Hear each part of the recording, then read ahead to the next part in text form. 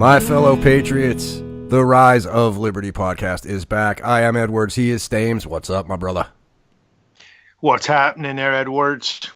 Long time since we talked, huh? Yeah. Just coming off the hot Dmitry Nosarev show. Mm-hmm. But tonight, this episode, we have yet another guest. Daddy Cool AC is back. What's up, my brother? What's up, fellas? It's good to be back. I got a tough act to follow here. Dmitry Nosarev is like a tough act to follow, but I'll do my best. I think you can hang. I think you can hang pretty well. I can hang. Actually, I'm very fond of Dimitri's Twitter account and his. I'm fond of his take on a lot of things political. And it actually, one of the owners of the business I work for is a legal immigrant from Malaysia. And he shares a lot of the same feelings as a Dmitry or some of us feel. And he's very pro-Trump. And he's basically against all this anti-American liberal stuff. Yeah, that's another immigrant that's done it the right way, that came here for the American dream and all of that. And he basically, I know we're gonna jump a lot of steps here, but I'm just gonna say it. Basically said he left his own shithole country to come here to find a better life.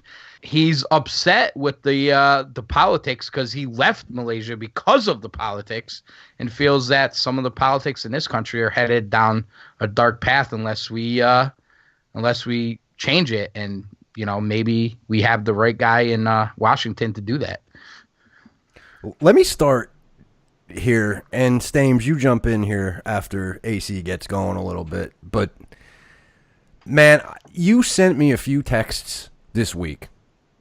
And I proceeded to, of course, forward them to Stames because my jaw was on the floor. I was laughing. I was pumped. I was fist pumping.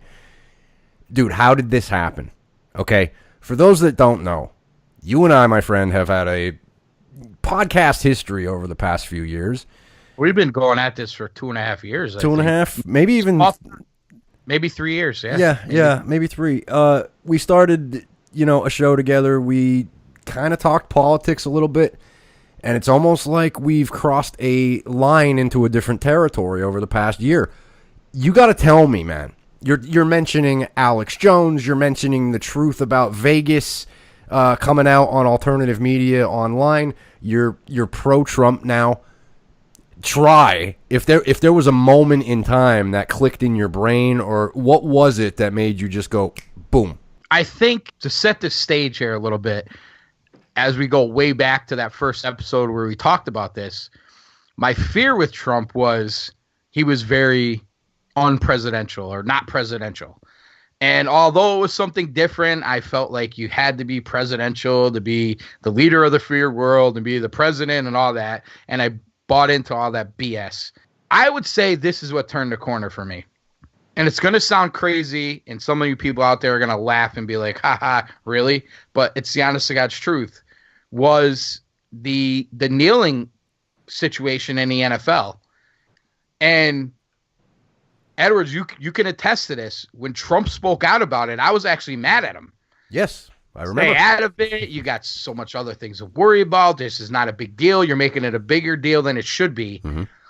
And he won that deal in a landslide, as you see now. And then you started, when you really started looking into things, started realizing that, wow, he really did turn the economy around. You started seeing the unemployment numbers come in.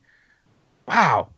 And then you started realizing that he spoke out against the NFL and made that the story and did 10, 15 other things that were great for the country, while the mainstream media focused on that. And it's the same thing with this, shithole country thing. They're focusing on that, and Trump's out doing something else. That was part of it. That was a major part of it. I got a little more confidence in it, and I started realizing that maybe unpresidential is exactly what we need. And maybe he is the voice for the blue collar guy that felt like they had no voice, but didn't want to speak up for fears of being called a racist, a bigot, or whatever. We could get on to all the terminology. And the other part of it was this. I'm going to give Joe Rogan credit because I listened to Alex. I always listen, not having enough knowledge about the situation. Always thought Alex Jones was a nutcase, conspiracies and all this other stuff. Mm-hmm. And people lose me with conspiracy theories. They really do. But I heard him on Rogan, and he said a lot of things that made a lot of sense. Isn't your best friend a conspiracy theorist?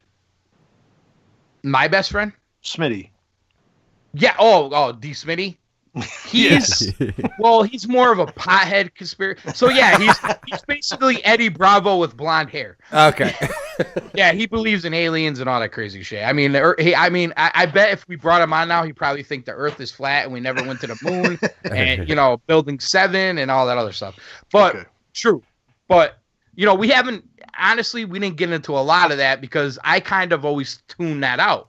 But listening to Alex Jones. And some of it was like, all right, dude, like you're getting a little crazy here. But I think if you really decipher through some of that, there's a lot of good things there. And just through following Infowars and not just him, I happen to like Owen Shroyer a lot. I don't know, man. Like it just seems like everything they're saying comes as actual truth, number one. And tomorrow's news today. That's right. Right. And it's just like everybody calls it crazy, but then 3 months later, it's like Alex Jones vindicated. You know what I'm saying? And It's just like, oh, we're going to discredit him now, but guess what? He was right. They obviously have an in with a lot of this stuff. And I'll be honest, the Russian thing turned me off to all the other sides because I think it's all bullshit. And I think they just use that to discredit Trump.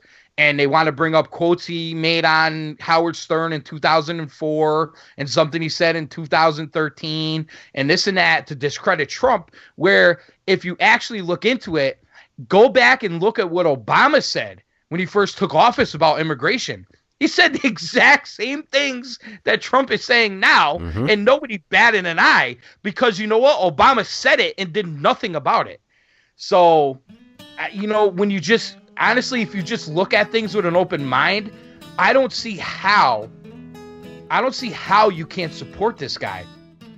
This is Jeff Edwards for the Rise of Liberty podcast. For the full audio podcast version of this episode, please visit Spreaker.com, iTunes, Apple Podcasts, search Edwards Podcasts or the Rise of Liberty podcast. Please like and subscribe. Give me liberty or give me death.